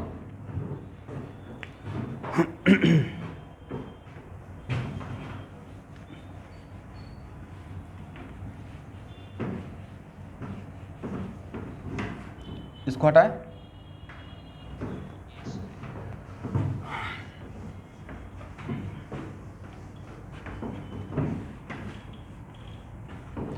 एकदम लगे रहिएगा, पढ़ते रहिए एवरीवन। यकीन कीजिए बाद में बहुत अफसोस आएगा। ऐसा नहीं कि अपने आप को 100% बोर्ड की तरफ दीजिए, बट 100% नहीं देना है। जो टॉपिक डेप्थ में जा रहा है उसको डेप्थ में ही पढ़ते जाइए। लोग बोलते हैं कि इसका नहीं हुआ, जेईई में नहीं हुआ। भाई सारे कोचिंग क्लासेस जो भी है, मैं ही नहीं बोल रहा हूँ कि मैं ही काम कर रहा हूँ, सब लोग एफर्ट लगा रहा है, बट एक्चुअल में अपोजिंग कैरेक्टर हो गया है।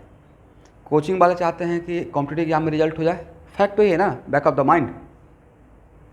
स्कूल वाले चाहते हैं कि बोर्ड अच्छा हो जाए, बेचारा बच्चा बीच पिस रहा है, फंसा हुआ है।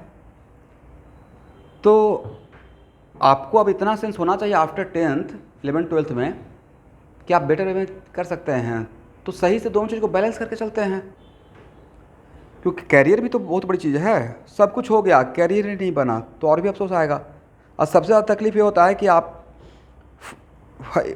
केजी से, क्लास 1 से, 2 से, 3 से, 4 से, 8th 9th 10th, इसमें अगर अच्छे स्कूल का स्टूडेंट आप अपने क्लास में अच्छा परफॉर्म कर रहे हैं, साइंस लिए हुए हैं, तो ऑब्वियसली नहीं होने पे बहुत अफसोस आता है। कभी कभी तो खुद के ऊपर विश्वास, ट्रस्ट उठ जाता है, कॉन्फिडेंस हट जाता है कि शायद मैं उस लायक नहीं हूँ। ऐसा नहीं है, कभी कभी टाइम भी ख़राब चलता है। इसका मतलब ये नहीं कि आप ख़राब हो गए या आपका अंदर क्वालिटी ख़राब हो गया। कभी कभी नहीं देखते हैं, कभी कभी 100 झूठ बोलने वाला अगर घेर लेता है तो एक सच बोलने वाला बेचारा दब जाता है। बट ऐसा नहीं है, ही नहीं कि वो ख़राब था, झूठ बोल रहा था।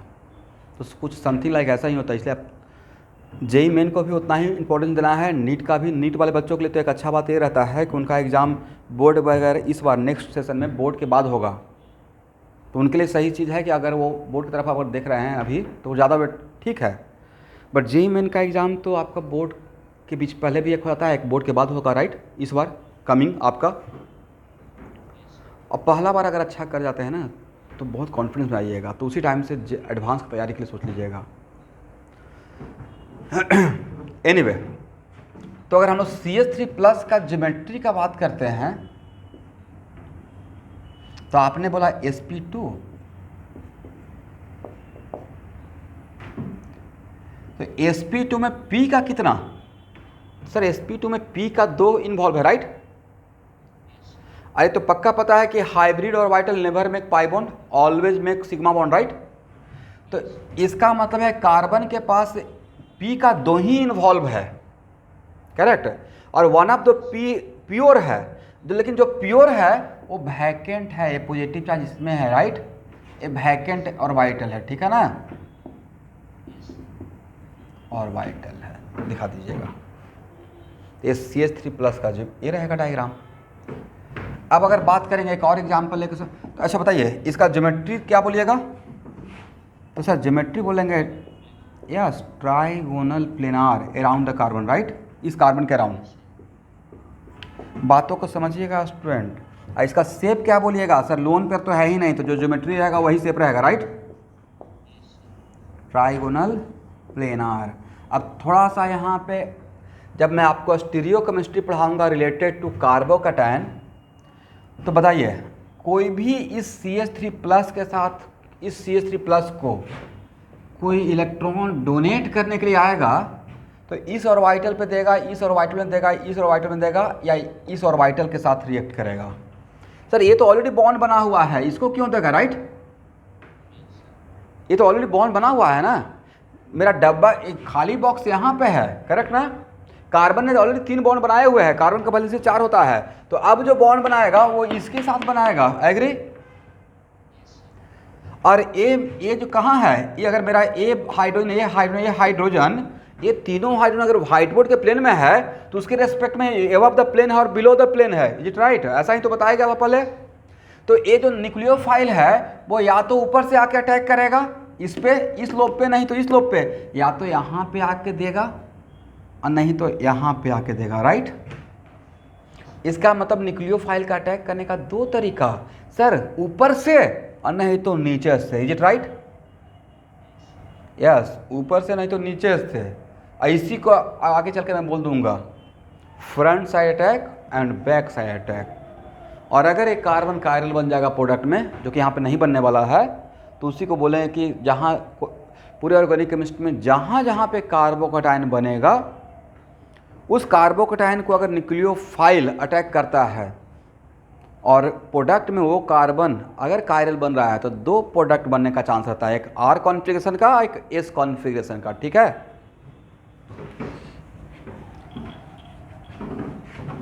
एक और एग्जांपल लेते हैं।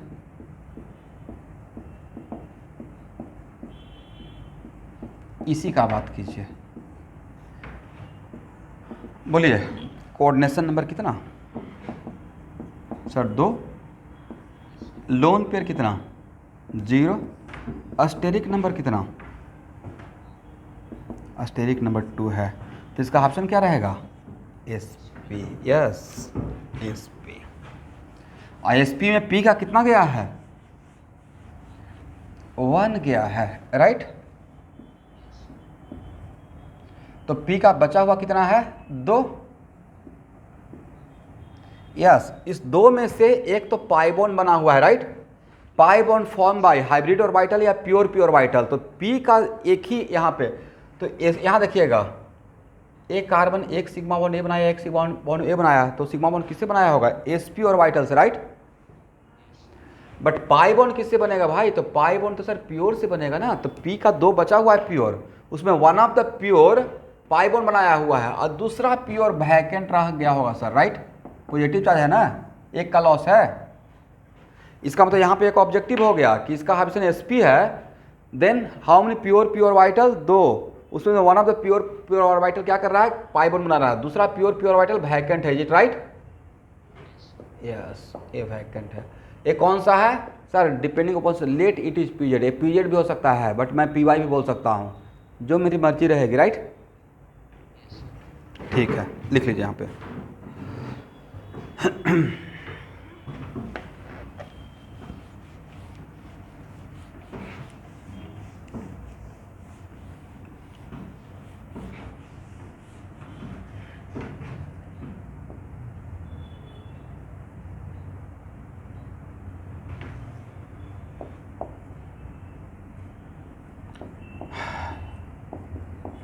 बोलिए इस कार्बोकैटायन पे के चारों तरफ कितना sigma bond? Sir 3 sigma bond है, इज इट राइट?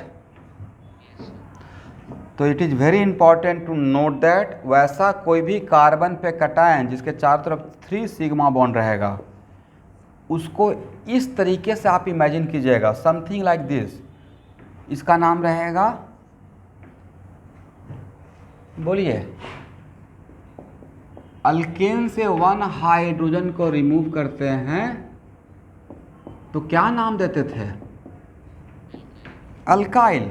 ओके, तो इसका अगर ध्यान से अगर फार्मूला लिखिएगा तो C2H5+ है ना, करेक्ट।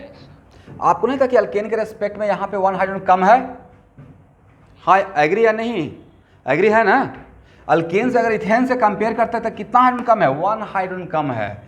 दैट्स वाई इसका नाम रहेगा अल्काइल से अल्काइलियम। एग्री? अल्काइल से तो कैसे पहचाने हैं कि अल्काइलियम है? जो कार्बोकैटायन रहता है, कैटायन रहता है, तो उसको क्या आगे IUM लगता है, जैसे अमोनियम, राइट।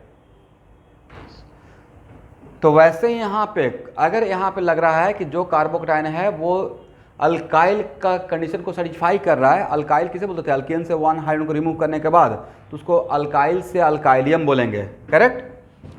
ठीक है एवरीवन। वैसे ही यहाँ देखिए CH2 डबल बॉन्ड CH+, अगर जिस पे पॉजिटिव चार्ज है और वो कार्बन अगर डबल बॉन्डेड कार्बन है तो उसको अल्काइलियम बोलेंगे या अल्किनाइलियम बोलेंगे? अल्किनाइल से अल्किनाइलियम, ओके। और वैसा कार्बन जो ट्रिपल बॉन्डेड कार्बन है उस पर पॉजिटिव चार्ज, तब क्या बोलिएगा? यस। अब डिफरेंस समझ में आ गया? ओके, लिखते जाइएगा।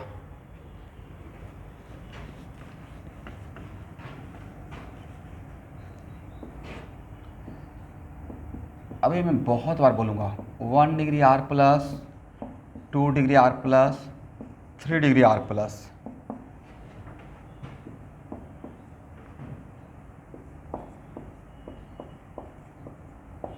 देखिए तो जिस कार्बन पे कटायन है वो कार्बन डायरेक्टली कितने कार्बन से अटैच है?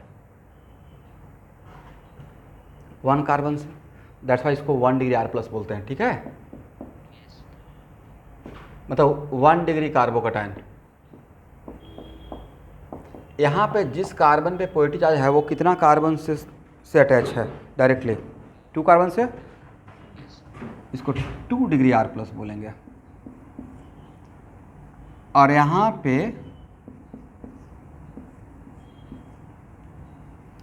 जिस कार्बन पे कार्बोकटायन है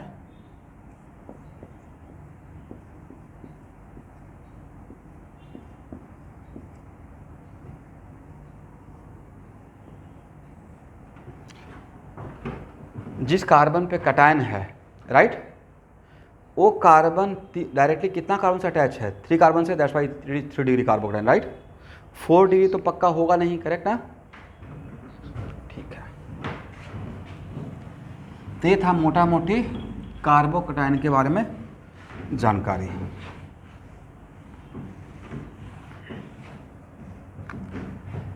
अब लिखिए स्टेबिलिटी ऑफ कार्बोकटायन।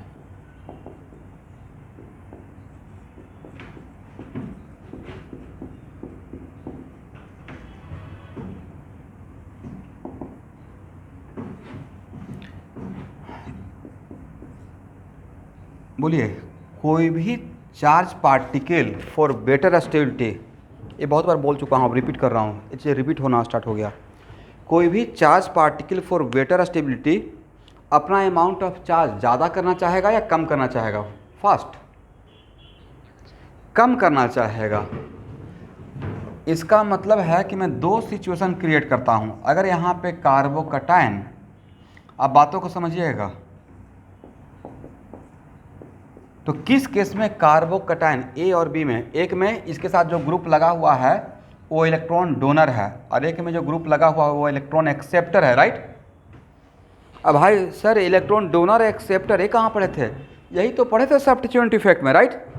इलेक्ट्रॉन लेने या देने का मोड ऑफ ट्रांसफ़र को ही हम लोग पढ़े थे सब्स्टिट्यूएंट इफेक्ट में, किस मोड से देगा।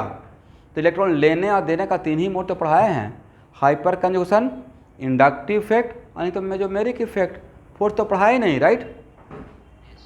तो ए और बी में ये जो ग्रुप है वो क्या है? डोनर है ना, और ये क्या है? एक्सेप्टर है, राइट। इसका मतलब ए और बी में कौन सा, इसको मैं लिखवा दूंगा, तो कौन ज़्यादा स्टेबल रहेगा? Sir A greater than B, right.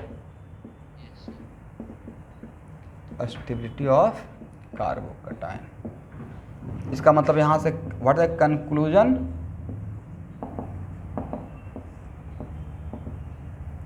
Any electron donor, right, any electron donor group increases stability of carbocation, is it right? तो सर इलेक्ट्रॉन डोनर में एनी इलेक्ट्रॉन डोनर ग्रुप जो हम लोग बोल दिए डोनर ग्रुप, तो donor group अपने कौन सा इफेक्ट से स्टेबलाइज करेगा? तो ऑर्गेनिक सब्स्टिट्यूएंट इफेक्ट में कौन कौन सा इफेक्ट में इलेक्ट्रॉन डोनर हम लोग पढ़े हैं? हाइपर कंजुगेशन, पूरे ऑर्गेनिक केमिस्ट्री में कैसा होता ग्रुप होता है? हाइपर कंजुगेशन कैसा इफेक्ट है? Always electron donating in nature, right. Hyper conjugation एक तो ये हो गया, और कौन सा? प्लस M, और कौन सा? Plus I, is it right? इसका मतलब वैसा कोई भी ग्रुप जो इस नेचर का है वो कार्बोकटायन को डीस्टेबलाइज करेगा या स्टेबलाइज करेगा? स्टेबलाइज करेगा, लिख लीजिएगा। एक कंक्लूजन फर्स्ट रहा, ठीक है।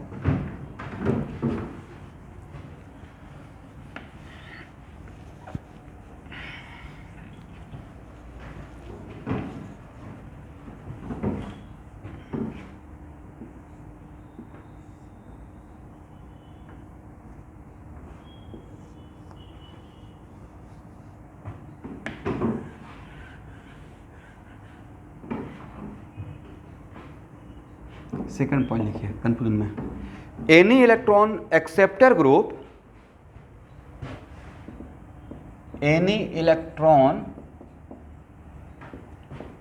Acceptor group decreases stability of carbocation. ठीक है, any electron acceptor group decreases stability of carbocation. तो बताइए, जितना भी सब्स्टिट्यूएंट इफेक्ट में पढ़ाए हैं उसमें एक्सेप्टिंग इलेक्ट्रॉन एक्सेप्टर का नेचर क्या था? -m और -i, करेक्ट ना? -m एंड अगर इस टाइप का नेचर का रहेगा तो कार्बोकैटायन को डीस्टेबलाइज करेगा।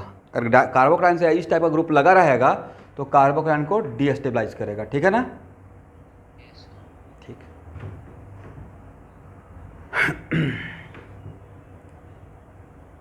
तो मोटा मोटी थीम था स्टेबिलिटी ऑफ कार्बोकैटायन के लिए, बट इस पे अब हम लोग को एग्जाम्पल देखना पड़ेगा। यहाँ तक आ गए एवरीवन? ठीक।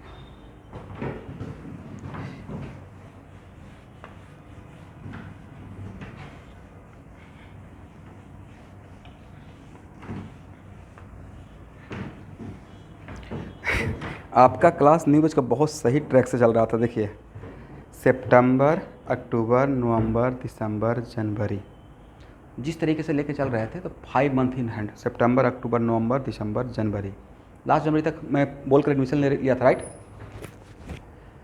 और ऑलमोस्ट ऑर्गेनिक, जहाँ तक अब आज के टाइम में जहाँ पे हूँ तो 65% फिनिश्ड।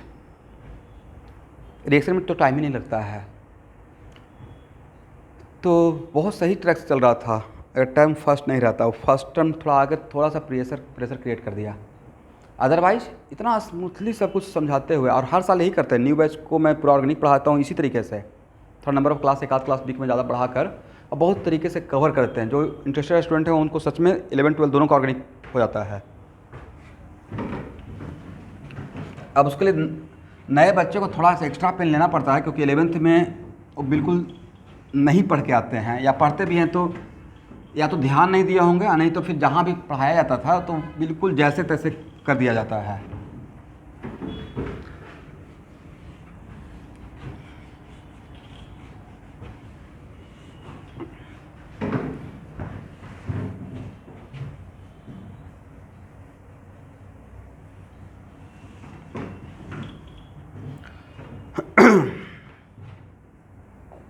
एग्जाम्पल,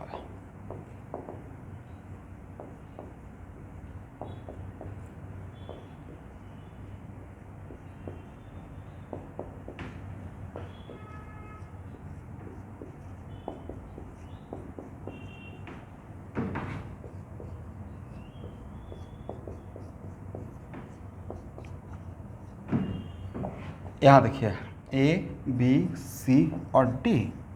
अब आपसे पूछा जाएगा इन चारों में स्टेबिलिटी ऑफ कार्बोकैटायन, तो आपको ऐसे देखना है, कार्बोकैटायन जिसका पूछेगा स्टेबिलिटी है तो उसको सर्किल कर दीजिएगा, ठीक है ना? और देखिए अगर उसके चारों तरफ क्या क्या अटैच है, जो लगा हुआ है वो कौन सा नेचर, कौन सा सब्स्टिट्यूएंट इफेक्ट शो कर रहा है, इट राइट? तो बोलिए, इस कार्बोकैटायन के चारों तरफ 3 मिथाइल लगा हुआ है, और ऑर्गेनिक केमिस्ट्री में मिथाइल कौन सा सब्स्टिट्यूएंट इफेक्ट शो कर सकता है? सर ये हाइपर कंसर्न भी कर सकता है और प्लस आई भी कर सकता है, राइट? बट जहाँ पे डीएम और सीएम का बात हो रहा हो तो सीएम का बात ज़्यादा मानेंगे, एग्री ना? जहाँ पे प्लस आई और हाइपर कंसर्न, तो किसका इफेक्ट ज़्यादा काउंट होगा? हाइपर कंसर्न ज़्यादा बोलेंगे, राइट? यस। तो दिस कार्ब और हाइपर कंसर्न पूरे ऑर्गेनिक, ये बताए थे ना, हाइपर कंसर्न 4 के साथ ही होता है। कितना बार तो बोले थे, किसके किसके साथ? सर अल्कीन के साथ, अल्काइन के साथ, पॉजिटिव चार्ज के साथ और फ्री रेडिकल के साथ, राइट? और hyperconjugation electron donating in nature पूरे ऑर्गेनिक केमिस्ट्री में। तो this carbocation stabilised by 9 hyperconjugable, agree? This carbocation stabilised by 6 hyperconjugable hydrogen atom, and this carbocation stabilised by 3 hyperconjugable. This carbocation, यहाँ तो hyper कंजुगेबल है ही नहीं, hyper कंजुगेबल hydrogen atom क्या है? नहीं है। इसका मतलब among all this 4 stability of carbocation का ऑर्डर बोलेंगे तो क्या बोल सकते हैं? DCBA, stability of carbocation. और ये जो स्टेबिलिटी ऑफ कार्बोकटायन बोल रहे हैं तो बैक ऑफ द माइंड क्या चल रहा है, कौन सा substituent effect, point of view hyper conjugation है। करेक्ट ना एवरीवन? इसका मतलब क्या यहाँ से एक पॉइंट जनरलाइज कर सकते हैं कि सर ये तो 3 डिग्री कार्बोकटायन था, राइट? एक कितना डिग्री था, 2 डिग्री कार्बोकटायन। एक कितना डिग्री था, 1 डिग्री कार्बोकटायन। और एक्सेप्शनली 1 डिग्री, राइट? और it is very very important to note that carbocation क्या है, बोलिए मेरे साथ, इंटरमीडिएट। करेक्ट? SN1 में क्या बनता है इंटरमीडिएट, कार्बोकटायन, राइट? तो भाई इंटरमीडिएट का जो स्टेबिलिटी रहता है वही तो उस रिएक्शन का रिएक्टिविटी का ऑर्डर हो जाता है। तो सर जो इंटरमीडिएट का स्टेबिलिटी रहता है वो रिएक्टिविटी का ऑर्डर क्यों बन जाता है? बहुत सिंपल सा लॉजिक है। सबसे ज़्यादा स्टेबल कौन है, ये है ना? तो ये इंटरमीडिएट सबसे ज़्यादा स्टेबल है तो एनर्जी प्रोफाइल पे इसका एनर्जी लेवल सबसे कम रहेगा, राइट? माइंड में इमेजिन कीजिए, एनर्जी प्रोफाइल पे अगर एनर्जी लेवल इसका सबसे कम है तो सबस्ट्रेट से जब गैप का हम लोग मेजर करेंगे तो इसका एक्टिवेशन सबसे कम दिखेगा। आप लोग इमेजिन कर पा रहे हैं? इसका सबसे ज़्यादा दिखेगा, right? This is the reason कि इंटरमीडिएट का स्टेबिलिटी ज़्यादा तो रिएक्टिविटी ज़्यादा, ठीक है? तो 3 degree R plus greater than 2 degree R plus greater than 1 degree R plus greater than CH3 plus. समझ गए? इसका मतलब है कि ऑर्गेनिक केमिस्ट्री में अब जहाँ जहाँ कार्बोकटायन बनेगा तो सबसे पहले कार्ब और उसका रिएक्टिविटी का बात होगा। रिएक्शन के ड्यूरेशन में जहाँ जहाँ कार्बोकटायन, चाहे सब्स्टिट्यूशन हो, एडिशन हो या एलिमिनेशन हो, अगर इंटरमीडिएट कार्बोकटायन है तो उसका स्टेबिलिटी हम लोग देखेंगे। और स्टेबिलिटी कार्बोकटायन का स्टेबिलिटी का जो ऑर्डर रहेगा वही मोटा मोटी उस रिएक्शन का रिएक्टिविटी का ऑर्डर बन जाएगा। Is it right? इसका मतलब क्या है, एक बात बोल सकते हैं, रिएक्टिविटी कंट्रोल बाय बॉटम या टॉप। रिएक्टिविटी के लिए जनरली हम लोग टॉप पे देखते हैं। टॉप पे कौन रहता है, ट्रांजिशन स्टेट या इंटरमीडिएट। Is it right? तो रिएक्टिविटी डायरेक्टली प्रोपोर्शनल टू, यहाँ तक ये बात बोलने में कोई problem, stability of intermediate, right, या ट्रांजिशन स्टेट। करेक्ट? इसका मतलब इंटरमीडिएट या ट्रांजिशन स्टेट का स्टेबिलिटी ज़्यादा तो एक्टिवेशन इज कम, और एक्टिवेशन इज कम तो पाथ शॉर्ट तो रिएक्शन फास्ट, राइट? ये लिख लीजिएगा, ये बहुत बड़ा पॉइंट है। तो सर आपने यहाँ पे कार्बोकटायन क्यों नहीं बोला, तो मैं थोड़ा सा जनरलाइज बोल दिया, क्योंकि इंटरमीडिएट सिर्फ कार्बोकटायन नहीं हो सकता है, वो कार्बन आयन भी हो सकता है, फ्री रेडिकल भी हो सकता है। तो ये बात मैंने सारे इंटरमीडिएट के लिए एक साथ बोल दिया, ठीक है? ओके।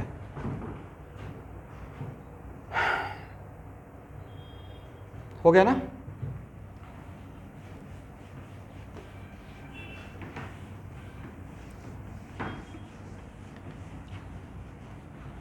इसको हटाएं एवरीवन।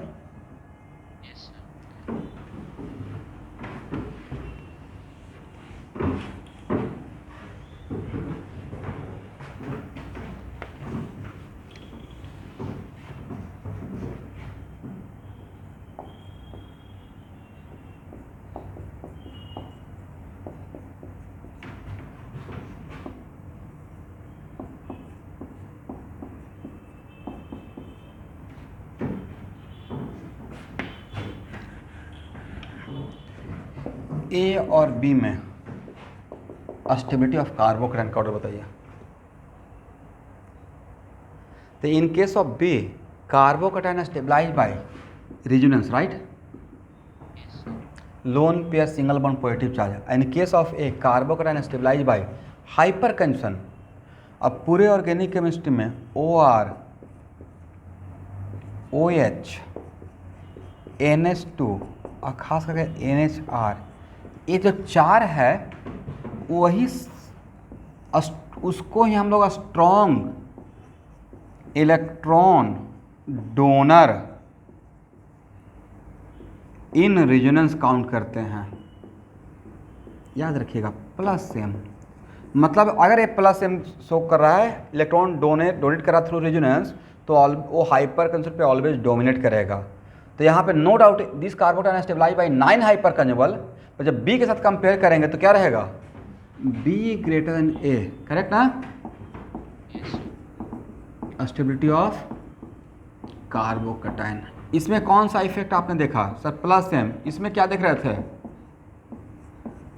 Hyper conjugation, right. चलिए लिख लीजिएगा।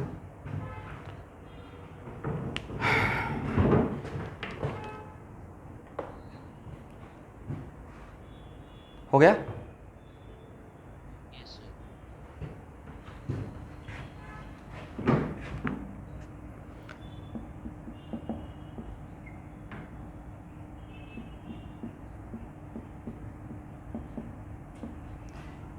फिनाइल रिंग प्लस एम है या माइनस एम है, सर फिनाइल रिंग दोनों होता है, प्लस एम और minus M, right. Depending upon situation, इसके साथ जो जैसा चाहेगा वैसा कर सकता है, करेक्ट है ना।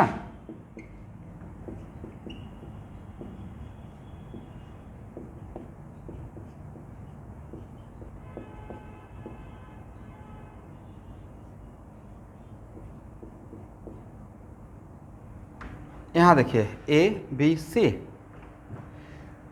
तो यहाँ पे if positive charge conjugated with pi bond and if this pi bond is homoatomic and if this pi bond is homoatomic, तो obviously flow of electron from pi bond to positive charge, is it right.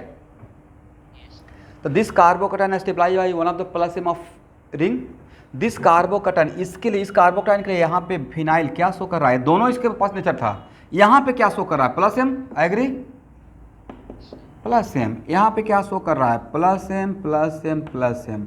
तो बोलिए सबसे ज़्यादा stable कार्बोकटाइन तीनों में कौन रहेगा, सी रहेगा।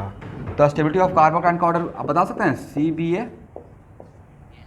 चलिए पॉइंट ऑफ व्यू समझ में आ गया ना। In case of C carbocation stabilise by 3 plus M, in case of B carbocation stabilise by 2 plus M, in case of A carbocation stabilise by 1 of the plus M, correct.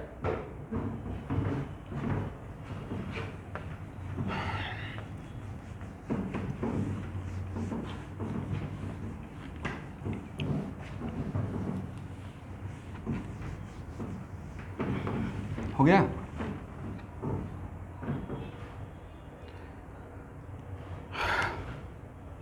तो student यहाँ से ही next class, ठीक है। आज का class इतना है।